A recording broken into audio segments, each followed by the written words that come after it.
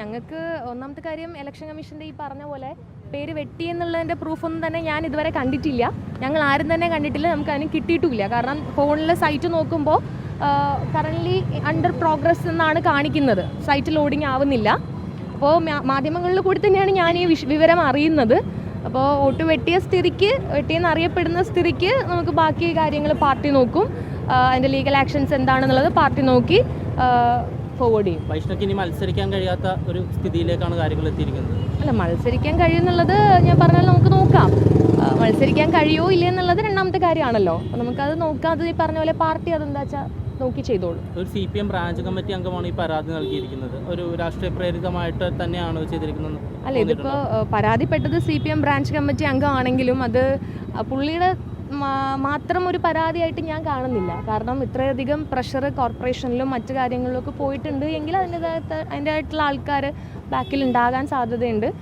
ഈ പറഞ്ഞ പോലെ നമുക്ക് നോക്കാം. പ്രത്യേകിച്ച് കൂടുതലായിട്ട് ഈ വിഷയത്തിലൊന്നും പറയാനില്ല. ഈ CPMന്റെ സിറ്റിംഗ് സീറ്റാണ് തുടക്കം തൊട്ട് തന്നെ മുട്ടട. അത് വിട്ടുപോകുന്നുള്ള ഭയപ്പാടിലാണ് ഇത്തരം പ്രവൃത്തികൾ. അങ്ങനെ തോന്നിയിട്ടുണ്ടോ? നിങ്ങൾക്ക് അങ്ങനെ തോന്നിയോ?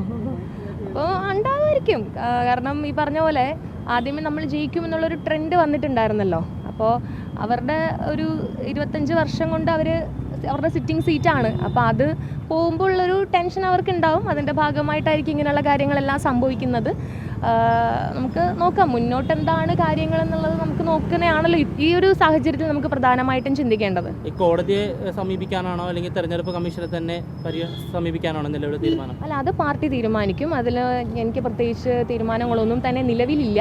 അതെന്താണെന്നുള്ളത് പാർട്ടിയും നേതൃത്വവും ഇരുന്ന് സംസാരിച്ച് അവർ ആലോചിച്ച് അഡ്വക്കേറ്റ്സുമായിട്ടൊക്കെ സംസാരിച്ച് അവർ തീരുമാനിക്കും. പാർട്ടി നേതൃത്വത്തെ വിവരം അറിയിച്ചോ? അറിഞ്ഞു. പിന്നെ നമ്മുടെ ലീഡർഷിപ്പ് എല്ലാവരും തന്നെ അറിഞ്ഞിട്ടുണ്ട്. അവരെന്താ വെച്ചാൽ തീരുമാനിക്കും. നൽകിയ അഡ്രസ്സ് നൽകിയില്ലേ, അവരുടെ പരാതി പോവുകയും ചെയ്തു. അതാണ് ഈ ഒരു നടപടിയിലേക്ക് എത്താൻ കാരണം. അതിലൊരു വിശദീകരണം എന്താണ്? അല്ല, ഇതിൽ എനിക്ക് പറയാനുള്ളൊരു കാര്യം, ഇത് കഴിഞ്ഞ പാർലമെൻറ്റ് ഇലക്ഷൻ്റെ വോട്ടർ പട്ടികയാണ്. ഇതാണ് പാർലമെൻറ്റ് ഇലക്ഷൻ്റെ വോട്ടർ പട്ടികയിലുള്ള എൻ്റെ വോട്ട് വരുന്ന ലിസ്റ്റാണ്. വോട്ടർ പട്ടികയിൽ വരുന്ന എൻ്റെ വോട്ട് ഇതാണ് ഈ കാണിക്കുന്നത്. അപ്പോൾ ഇവിടെ എൻ്റെ അഡ്രസ്സ് കാണിച്ചിരിക്കുന്നത് 3/564 സുധാ ഭവൻ എന്നുള്ളതാണ്. അപ്പോൾ ഇതെൻ്റെ ID പ്രൂഫാണ്, ഇതെൻ്റെ ആധാറാണ്. നമുക്കെല്ലാവർക്കും ഒരു ഇന്ത്യൻ പൗരൻ എന്നുള്ള രീതിക്ക് നമുക്ക് കിട്ടുന്ന ഒരു ID പ്രൂഫാണല്ലോ ഇത്. ഇതിൽ ഉള്ള അഡ്രസ്സ് നിങ്ങൾക്ക് വെരിഫൈ ചെയ്യാം. TC 3/564 സുധാ ഭവൻ എന്ന് തന്നെയാണ്. പിന്നെ ഇതെൻ്റെ ഇലക്ഷൻ കമ്മീഷൻ്റെ ID കാർഡാണ്. ഇതിലും നിങ്ങൾക്ക് കാണാൻ കഴിയും TC 3/564 സുധാ ഭവൻ PRA 65 മുട്ടട PO എന്ന് തന്നെയാണ്.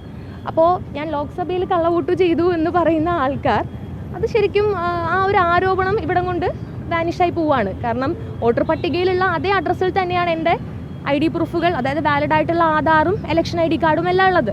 അപ്പോൾ ഞാൻ കള്ളവോട്ട് ചെയ്തു എന്നുള്ളതിന് ഇവിടെ ഒരു പ്രസക്തി ഇല്ല എന്നുള്ളതാണ് എനിക്ക് പറയാനുള്ളത്. പിന്നെ അഫിഡവിറ്റിൽ നമ്മൾ വ്യക്തമായി എഴുതിയിട്ടുണ്ട് ഓൾഡ് TC 3/564. ഈ വോട്ടർ പട്ടിക ഇതാണ് നമ്മുടെ നിലവിലുള്ള കോർപ്പറേഷൻ തെരഞ്ഞെടുപ്പിൻ്റെ മായി ബന്ധപ്പെട്ട് നിലവിൽ വന്ന വോട്ടർ പട്ടിക. അതായത് ഇന്ന് വന്ന വോട്ടർ പട്ടികയല്ല, ഇതിന് മുമ്പ് വന്നത്. ഇന്ന് വന്നത് നമ്മൾ ആരും കണ്ടിട്ടില്ല. ഇതിൽ മെൻഷൻ ചെയ്തിരിക്കുന്നത് ഞാൻ പറഞ്ഞല്ലോ പഴയ TC 3/564. ആ TCയിലാണ് ID പ്രൂഫുകളെല്ലാം എല്ലാം ഉള്ളത്. പാർലമെൻറ്റ് ഇലക്ഷനിലുള്ള വോട്ടർ പട്ടികയിലും ഉള്ളത് ആ TC ആണ്.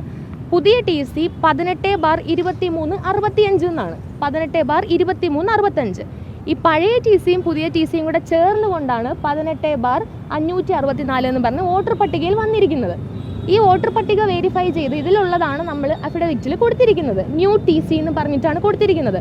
അത് തെറ്റാണ് എന്ന് മനസ്സിലാക്കുകയും നമ്മൾ ഇന്നലെ ഒരു അഫിഡവിറ്റ്, അതായത് നമ്മൾ ഇത് തെറ്റാണ്, വോട്ടർ പട്ടിക പ്രകാരമാണ് നമ്മൾ എഴുതിയിരിക്കുന്നത്, ഡ്രാഫ്റ്റ് ചെയ്തിരിക്കുന്നത്, അത് തെറ്റാണ് എന്ന് പറഞ്ഞുകൊണ്ട് ഇന്നലെ മറ്റൊരു അഫിഡവിറ്റ് ഞാൻ കോർപ്പറേഷനിലെ നമ്മുടെ ഇലക്ഷൻ സെല്ലിൽ കൊണ്ട് കൊടുക്കുകയുണ്ടായി. ഉച്ചയ്ക്കൊരു 2 മണിയോടെ കൂടിയാണ് കൊടുത്തത്. കൊടുക്കാൻ പോയ സമയത്ത് അവരെൻ്റെ കയ്യിൽ നിന്ന് അത് മേടിച്ചില്ല. ഇലക്ഷൻ സെല്ലിലുള്ള സൂപ്രണ്ടന്റ് പറഞ്ഞത് മേടിക്കാൻ പറ്റില്ല, സമയപരിധി കഴിഞ്ഞു എന്നാണ്. അപ്പം ഞാൻ ചോദിച്ചു, ഹിയറിങ്ങിന് അറ്റൻഡ് ചെയ്യാത്ത പരാതിക്കാർ ഇന്ന് രാവിലെ വന്നപ്പോൾ നിങ്ങളത് എടുത്തല്ലോ, പിന്നെ എന്തുകൊണ്ട് ഇത് സ്വീകരിക്കുന്നില്ല?